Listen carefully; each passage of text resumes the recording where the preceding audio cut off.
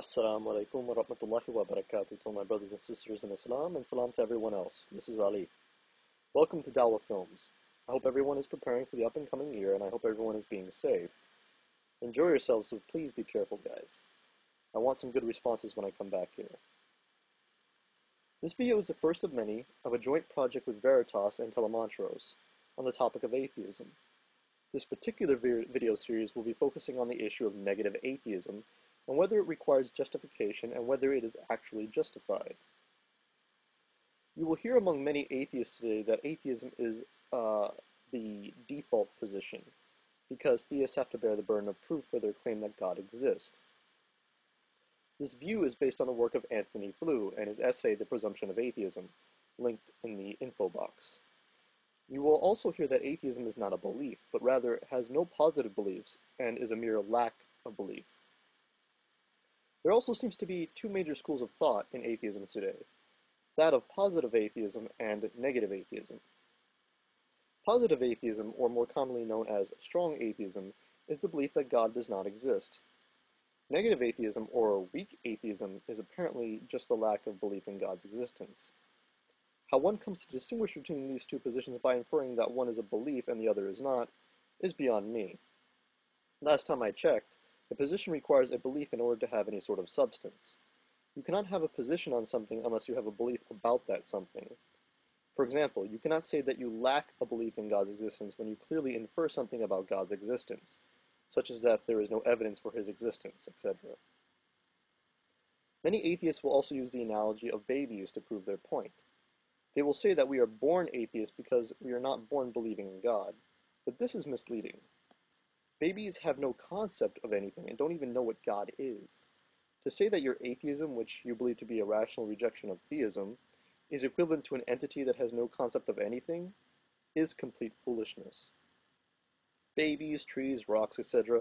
are not atheists in the same sense that a self-proclaimed atheist is an atheist.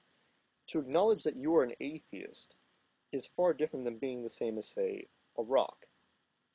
However, if someone wishes to claim that their atheism is still the same as, say, a rock's atheism, then be my guest, for that certainly brings new meaning to the phrase, as dumb as a rock. Clearly, atheists cannot lack belief in God, for the very reason that they need to believe something about God in order to reject theism as an acceptable belief. Their atheism, then, must be a belief. Before we inquire as to what exactly this belief is, I just want to point out another problem. If we define atheism as purely a lack of something, we describe nothing about the position at all and leave atheism open to mass interpretation. This is just a word game that is used for the sake of not having to support one's own position.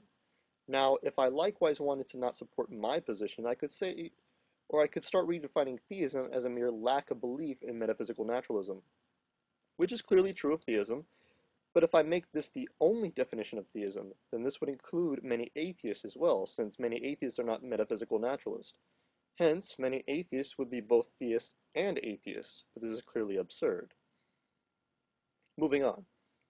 The belief that you often hear from atheists, especially on the internet, is that since there is no sufficient empirical evidence for the existence of God, that it is irrational to believe in God. So what do you call this belief? For some reason, many atheists are so absorbed in making sure that their position requires no support that they do not connect the dots and see that this is what their atheism actually is. This belief that there is no sufficient evidence, hence theism is irrational, is negative atheism. Many have countered by stating that one's reason for belief are not the same as the belief itself, but I disagree. They treat their reasons for belief as though they are separate from the belief, so as to escape this problem. But there is no warrant in this claim. For instance, if you cannot say that the reasons for your rejection are part of your rejection, then what are they? How is it that the Kalam cosmological argument is part of theism, but nothing is part of atheism?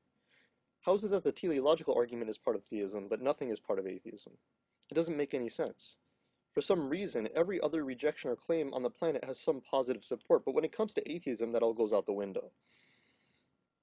The only objection to this is when you hear many atheists say that there are no words for people who aren't racist or don't believe in fairies. Certainly there are, and we can make words if there aren't. What's the problem with that? What's the problem with saying, hey, I think that's dumb, therefore I don't agree with it, and having a label for it? It appears that when many atheists wish to be poetic about their atheism, claiming that it is freedom of the mind and liberation from the tyranny of religion, it becomes something positive. The moment it is challenged on these grounds, it sulks back into the hole in which its masters dug. So it's clearly true that there are atheists in foxholes, especially in the intellectual sense. But even if the atheist admits that they must justify their claims and that they have a belief, they may say that they still do not shoulder the burden of proof based on the maxim that evidence is necessary to believe in God. But this belief also has a burden if it is asserted as a claim. All positive claims must shoulder the burden of proof whether they be from the atheist or theist, so there are no exceptions. The only exception is with the person trying to persuade. I later make a further exception in my second video series which argues for a different perspective on default positions, and theism being the default position, linked in the info box. But that is not the topic of this video. For now, let me attack the assertion that evidence is required for theism to be rational. I do not believe this is the case, as I explain in my next video, but I also feel that the common maxim that many atheists employ, that it is irrational to believe something without empirical evidence, is unjustified. Well, I think that to say that it is irrational to believe something without good reason is justified, the former statement is not. Allow me to give 3 objections. The maxim is self-refuting, in that empirical evidence cannot be provided for the statement itself. That's the first objection. The second objection is, the claim that science works makes the statement true begs the question by already assuming what it sets out to prove, and it also confuses the utility of an object with its truth value. And objection 3. The maxim leads to an infinite regress of justifications, since in order for the maxim to be believed, it requires evidence, but then that evidence requires evidence, and so on, going all the way back to infinity. And since you can never get to an end point because it's infinite, therefore you can never support the claim. On the basis of these 3 objections, the maxim then is irrational, and thus there is no justification for many atheists to reject theism. Further, a final objection is that empirical evidence should not be expected for something that is claimed to be immaterial. That sort of skepticism must in fact be proven, or that sort of skepticism must in fact prove that an immaterial entity can be detected empirically before the claim is accepted that empirical data is necessary for its detection. Also, there are many atheists, or actually, well, there's a few that I've met on YouTube that have actually asserted themselves that this whole claim of lack of belief is nonsensical. I have provided some links to their channels in the info box as well, so you can check them out. Inshallah, you enjoy this video, and I hope you view my second video in the series.